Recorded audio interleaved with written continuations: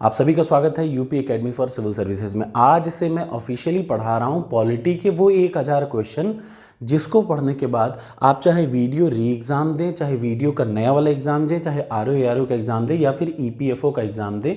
ये 10 वीडियो जो मैं बना रहा हूँ और इन 10 वीडियो में 1000 क्वेश्चन को कवर कर रहा हूँ।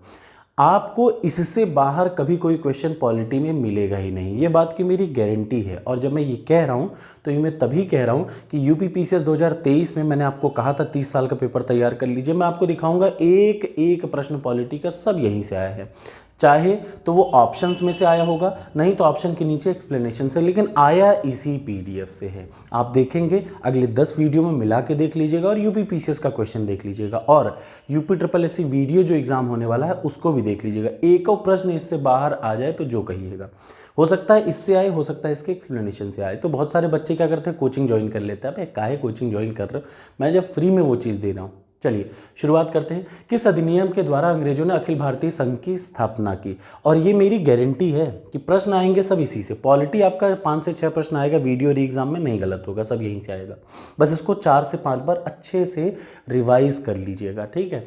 किस अधिनियम के द्वारा अंग्रेजों ने अखिल भारतीय संघ की स्थापना की? भारत सरकार अधिनियम 1935 के द्वारा। अब एक तो ये लाइन आपको रटनी है, दूसरी रटनी है कि ये अधिनियम कहता क्या है। इसमें कुल कितनी धाराएं थी? 321 धाराएं थी और 10 अनुसूचियां थी। अब प्रश्न में ये भी आ सकता है कि 1935 वाला जो भारत सरकार अधिनियम था उसमें कितनी धाराएं थी? 321 धाराएं और 10 अनुसूचियां थी। इसकी ये इंपॉर्टेंट, द्वैत शासन, प्रांतीय विधानमंडलों का एक्सपेंशन किया गया, प्रांतों में 11 में से 6 में द्विसदनीय व्यवस्था की गई, ये भी बहुत ज़रूरी है और आ चुका है। एक संघीय न्यायालय, रिजर्व बैंक ऑफ इंडिया की व्यवस्था किसके तहत की गई? 1935 के तहत की गई। ये जो आप देख रहे हैं आपके आंखों से जा रहा है, वर्मा को भारत से अलग कर दिया, इनको जरूर ध्यान दीजिएगा क्योंकि एग्जाम में आएगा और यही आ जाएगा, एग्जैक्टली यही लाइन आ जाएगी छोटे एग्जामों में। अगला क्वेश्चन, निम्न में से किस एक भारतीय संघवाद को सहकारी संघवाद कहा गया? जी ऑस्टिन ने कहा। यह क्वेश्चन बहुत बार यूपी पीसीएस ने लोअर पीसीएस में आ चुका है जो ट्रिपल एससी कराता है। अगला देखिए, भारत सरकार अधिनियम 1919 किस पे आधारित था? मॉन्टेग्यू चेम्सफोर्ड पे, ठीक है।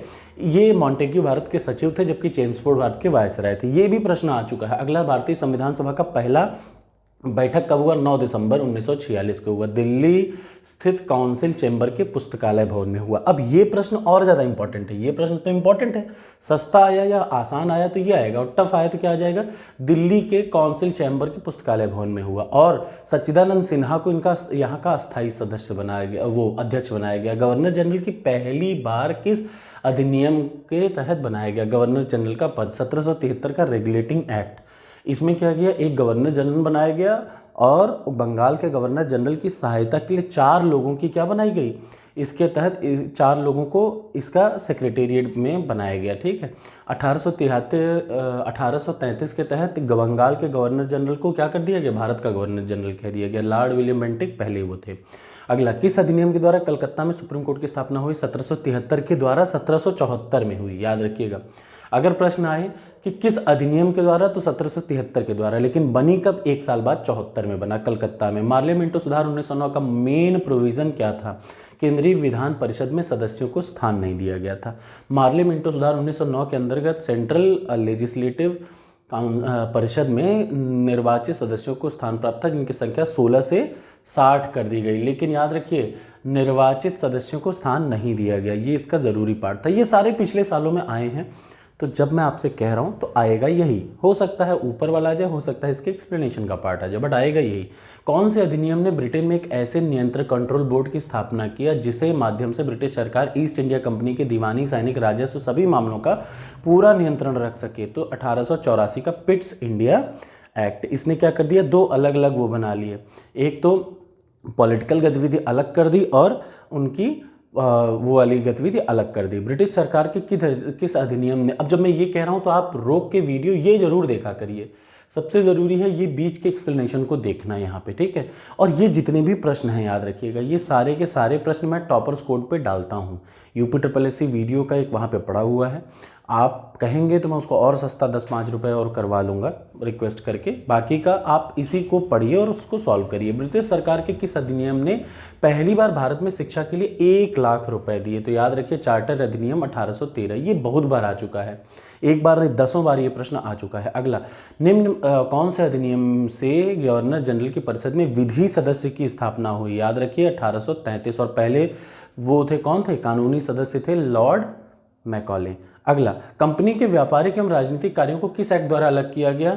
ये था 1784 के, याद रखिए। ये अभी पिछली बार भी ऊपर भी क्वेश्चन आया, यहाँ पे भी आया। अगला आ जाइए नेक्स्ट, 1861 के अधिनियम की इंपॉर्टेंट फैसिलिटी क्या थी? मुख्य व्यवस्था क्या थी? गवर्नर जनरल को आवश्यकता पड़ने पर अध्यादेश जारी करने की शक्ति।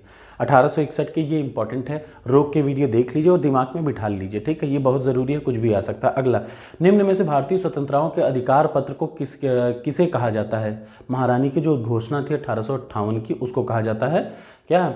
चार्टर एक्ट, ठीक है। अगला, ये आपको ये 3-4 लाइन पढ़ लेना चाहिए, ठीक है। किस अधिनियम के द्वारा भारत में पहली बार संस्थाएं प्रथम बार प्रारंभ? प्रतिनिधि संस्थाएं भारत परिषद अधिनियम 1861 के द्वारा शुरू हुई। कौन से अधिनियम के अंतर्गत भारत में अंग्रेजों ने पहली बार सांप्रदायिक निर्वाचन मंडली का वो किया? तो 1909 के द्वारा। आप सभी को पता है मुस्लिमों का अलग कर दिया गया कि उनका निर्वाचन अलग होगा। भारत के लिए उच्चायुक्त का पद का सृजन कब किया गया? 1919 के अधिनियम के तहत किया गया, ठीक है। ये ज़रूरी है कि आप ये इसके एक्सप्लेनेशन को, जब मैं ये कह रहा हूँ तो आप मुझे क्लेम तभी करेंगे जब आपको यहाँ से बाहर दिखे। सब प्रश्नवा देखिए एक लाइन में, जो ये कोचिंग वाले इधर उधर करते हैं। अब अगर जब आप ये देख रहे होंगे तो मेरी बात ध्यान से सुनिएगा। पीसीएस 2023 का प्रीलिम्स उठाइएगा, उसके 25 जो क्वेश्चन, 20-22 जो क्वेश्चन पॉलिटी के आए हैं, ये और अगली 10 वीडियो को मिला के मेरी पूरी पीडीएफ को देखिएगा। एक भी प्रश्न अगर बाहर से आया होगा तो जो कहेंगे हार जाऊंगा। सब यही है, सबको देखिए, जिसने निकाला है उसको पता है, मैंने निकाला है मुझे पता है, जो नहीं निकाला है उसको तो कभी नहीं, वो सिर्फ दुनिया को बेवकूफ़ बना सकता है, इसलिए मैं बेवकूफ़ नहीं बना रहा हूँ, ठीक। इसीलिए मैंने कहा था इतना ही पढ़िए। अब दुनिया कुछ भी टहलाते रहे, आपका अपना ध्यान इसी जगह होना चाहिए अगर आप मुझे फॉलो कर रहे हैं तो। 1919 के अधिनियम की प्रस्तावना में मेन बातें क्या थी? मेन बातें थी भारतीयों का संपर्क बढ़ाया जाए, स्वशासन की संस्थाओं का इंक्रीज किया जाए, ठीक है। इसमें एक ज़रूरी था ये, प्रशासन में संपर्क के अंतर्गत वायसराय की कार्यकारी परिषद के 6 सदस्यों में से 3 सदस्य भारत का होना था। ये प्रश्न भी बहुत इंपॉर्टेंट है, 1919 के तहत है ये। अगला आ जाइए, अगला है कौन सा एक सही है? भारत संविधान में मूल अधिकारों को शामिल करने के लिए नेहरू रिपोर्ट ने समर्थन किया था। याद रखिए, मूल अधिकारों को शामिल करने के लिए 1928 में नेहरू रिपोर्ट ने समर्थन किया था। नेहरू रिपोर्ट 1928 ने मूल अधिकारों की बात की थी इसमें, ठीक है। ये नेहरू रिपोर्ट कौन थे? मोतीलाल नेहरू जी थे, ठीक है। अगला, कौन सा एक भारतीय शासन अधिनियम 1935 में स्वीकार किया? इंपॉर्टेंट और अस्थायी अवयव नहीं, देश के लिए लिखित संविधान की कोई बातचीत नहीं की गई थी 1935 में, अंग्रेज चाहते ही नहीं थे तब तक। गवर्नमेंट ऑफ इंडिया एक्ट 1935 के तहत दास्ता एक नया अधिकार प्राप्त कहा गया, जवाहरलाल नेहरू ने कहा गया, जवाहरलाल नेहरू ने कहा। ब्रिटिश संसद ने भारतीय स्वतंत्रता अधिनियम कब पारित किया? तो 4 जुलाई 1947 को संसद में प्रस्तुत किया, जिसे 18 जुलाई को पारित कर दिया गया। ये बात ध्यान से सुन लीजिए, भारतीय स्वतंत्रता अधिनियम 4 जुलाई को बना और 18 जुलाई को पारित कर दिया गया। अगला, पंडित जवाहरलाल नेहरू के नेतृत्व में अंतरिम सरकार का गठन कब हुआ? 2 सितंबर 1946 को। ये भी बड़ा इंपॉर्टेंट प्रश्न है। प्रारंभ में मुस्लिम लीग नहीं शामिल थी, लेकिन बाद में 26 अक्टूबर 1946 को 5 सदस्यों को शामिल कर दिया गया और अंतरिम सरकार बनाई गई। अगला, इनमें मैच करना है, कैसे मैच करेंगे? इसमें मैच करेंगे भारतीय 1919 का जो भारतीय परिषद अधिनियम है वो क्या कहता है? वो कहता है लॉर्ड मार्ले मिंटो, ठीक है। भारतीय शासन अधिनियम 1935 वो क्या कहता है? वो कहता है बी का चौथा का मतलब प्रांतीय स्वायत्तता की बात करता है। लखनऊ समझौता किस चीज़ की बात करता है? 1916 में हुआ था। और भारतीय शासन अधिनियम 1919 क्या कहता है? द्विशासन पद्धति का आरंभ करता है। अगला, अब ये देखिए, हो सकता है एक इनमें से उठा के कोई पूछ ले, हो सकता है यही मैच दी कॉलम आ जाए, हो सकता है ऊपर नीचे आ जाए, तो इसके लिए मत रोइएगा, लेकिन आएगा यही, ठीक। अगला, माउंटेनबेटन योजना आधारित थी देश के विभाजन की। अब 3 जून को, ये लाइन इंपॉर्टेंट है, याद रखिए, 3 जून 1947 को। तो आप अगर यूपी के आरओ की तैयारी करिए या यूपी SSSC के वीडियो का, मेरी बात पे अगर आप विश्वास कर रहे होंगे तो बिल्कुल इधर देखिए, होता क्या है ना, जो फ्री चीज़ें मिलती हैं उस पे लोगों को विश्वास नहीं होता, लेकिन अगर आप थोड़ा विश्वास करेंगे और 10-5 फर्जी लोगों पे नहीं जाएंगे तो आपको पता है जिन लोगों का निकला है, यूपी पीसीएस प्रीलिम्स निकलेगा या निकल रहा है, आप उनसे पूछिए 30 साल के प्रश्न से बाहर कभी कोई माई का लाल एक प्रश्न नहीं आता। मैं आपको समझा रहा हूँ, आपको नहीं समझ में आ रहा है आप मत समझिए, लेकिन अगर आपको समझ में आ रहा है तो फर्जी बातें छोड़ दीजिए, दुनिया के बहकावे में मत आइए, 30 साल के प्रश्न को रट लीजिए, वही आएगा। चलिए, क्योंकि वही आता ही है और कुछ है ही नहीं भाई, पॉलिटी में क्या है, यही सब तो है ही। अब देखिए फिर वही आया, फिर उसी से रिलेटेड क्वेश्चन आ गया। ये क्या आ गया, भारतीय परिषद अधिनियम, मैच द कॉलम करना है। ये है व्यवस्थापिका के सदस्यों को प्रश्न पूछने का अधिकार, ठीक है। दूसरा, भारतीय परिषद अधिनियम 1909 क्या कहता है, ये 1909 कहता है प्रांतीय व्यवस्थाओं में गैर सरकारी बहुमत। 1935 वाला क्या कहता है, 1935 का कहता है केंद्र में द्वैत शासन। ये आपको मैच द कॉलम मस्त तरीके से रट लेना है और आपको बड़ा ज़रूरी है, क्योंकि सीधे सीधे भी आ सकता है मैच द कॉलम या अलग अलग आ सकता है। अगला, भारत का संविधान देश की आवश्यकता की पूर्ति करता है, इसको एक गृहीत संविधान कहा जाता है। दोनों सही और दोनों, लेकिन स्पष्टीकरण सही नहीं है। भारत सरकार अधिनियम 1935 का संघीय लागू नहीं हुआ, क्यों? क्योंकि निर्धारित संख्या में देसी राज्य संघ में, जब जो देसी राज्य थे वो शामिल ही नहीं हुए, इस वजह से नहीं हो पाया। भारत को एक संविधान देने का प्रस्ताव संविधान सभा द्वारा कब पारित किया गया, 22 जनवरी 1947 को। 13 दिसंबर 1946 को पंडित जवाहरलाल नेहरू ने उद्देश्य प्रस्ताव किया और 22 जनवरी 1947 को क्या हुआ, संविधान सभा द्वारा भारत को एक संविधान का देने का उद्देश्य प्रस्ताव पारित किया गया। एक लोक, भारत क्या है, एक लोकतांत्रिक गणतंत्र है, एक प्रतिनिधि गणतंत्र है, एक लोकतांत्रिक समाज है, समाज से बंधा हुआ है, समाजवाद से बंधा हुआ है, तो ये चारों सही है, ठीक है। अगला आ जाइए, ये सब प्रश्न आते हैं, ठीक है। ये सब प्रश्न आजकल पता होगा यूपी पीसीएस में थोड़े थोड़े डबल केवल एक सही, केवल दो सही, इस टाइप का पूछ रहा है। परामर्शदाता कौन था, ये अब हम लोग पढ़ रहे हैं making of the constitution assembly, its function and related committees, ठीक है। क्वेश्चन नंबर 30 क्या कहता है, भारत की संविधान सभा का परामर्शदाता कौन था, BN राव थे। कॉन्स्टिट्यूएंट असेंबली के अध्यक्ष कौन थे, डॉक्टर राजेंद्र प्रसाद प्रारूप। अब इनको ये देखिए, आप ये देख रहे हैं ना, अब आपको प्रश्न जो दिख रहे होंगे वो सीधे सीधे एग्जाम में आने वाले हैं, थोड़ा गौर करके देखिए। आपको अब इनमें जो दिखेंगे प्रश्न वो दिखेंगे यूपी पीसीएस 2023 के प्रीलिम्स के सारे प्रश्न इधर ही से आए हुए हैं। प्रारूप समिति की नियुक्ति, भारतीय संविधान पारित हुआ, लागू होने की तिथि, संविधान सभा की पहली बैठक। सबसे पहले पहली बैठक 9 दिसंबर को प्रारूप समिति, फिर उसके बाद 29 अगस्त को भारतीय संविधान पारित हुआ, 26 नवंबर को, और लागू होने की तिथि 26 जनवरी। ये बड़े ज़रूरी प्रश्न है, मैं बार बार कह रहा हूँ, जो समझेगा वो समझ लेगा, जो मेरी वीडियो को देख के सही समझ रहा होगा वो सही समझेगा, और कृपया आप ज़रूर बताएं।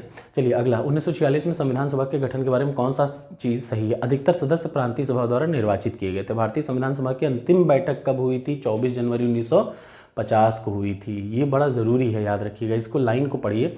पहली बैठक 9 दिसंबर 1946 को हुई, 11 अधिवेशन हुए, याद रखिए 11 अधिवेशन हुए, 12वां अधिवेशन जो 12वीं बार क्या हुआ, अंतिम बैठक 12वीं बार हुई, याद रखिए 11 अधिवेशन और 12वीं बार अंतिम बैठक 1950 के 24 जनवरी को हुई, फिर पूर्ण रूप से 26 जनवरी को लागू कर दिया गया। संविधान सभा के गठन कब किया, कैबिनेट मिशन के अंतर्गत, ये बहुत ज़रूरी है, कैबिनेट मिशन के अंतर्गत ही संविधान सभा का गठन किया गया। कैबिनेट मिशन द्वारा अंतरिम सरकार में कुल कितने सदस्य थे, 14 सदस्य थे। ये बहुत ज़रूरी प्रश्न है आपके लोअर के, मतलब वो यूपी SSC के हिसाब से वीडियो की परीक्षा और RO के लिए भी। कैबिनेट मिशन 1946 में भारत के लिए क्या प्रस्तावित किया गया, कमजोर केंद्र सहित संघात्मक सरकार। कौन सा संविधान सभा का गैर कांग्रेस, ये प्रश्न आप मान के चलिए 10 बार आज रखा है। ये गैर कांग्रेसी सदस्य कौन था, अंबेडकर जी थे। ये 1-2 बार नहीं 10 बार ये प्रश्न आया हुआ है, ठीक है। कैसी लगी वीडियो, अगली वीडियो मैं तभी बनाऊंगा जब आप मुझे पॉजिटिव रिस्पॉन्स देंगे, और मुझे पता है कि जो आप में से समझदार होगा वो पढ़ेगा इसको, जो समझदार नहीं कोई कुछ भी करते रहिए, ठीक। ऐसे ही मैं अगले 15 दिन में पूरा का पूरा GS निपटा डालूंगा, आप बस इन्हीं को रटिए, घुमा फिरा के इनको बार बार देखिए। और आपका याद रखिए, ये जो यूपी SSC का वीडियो जो 26-27 जून को है, स्पेशली वो RO और EPFO सारे प्रश्न यहीं से आएंगे, मैं दिखाऊंगा। ये PDF आपको मैं अभी भी देता जा रहा हूँ। Thank you so much.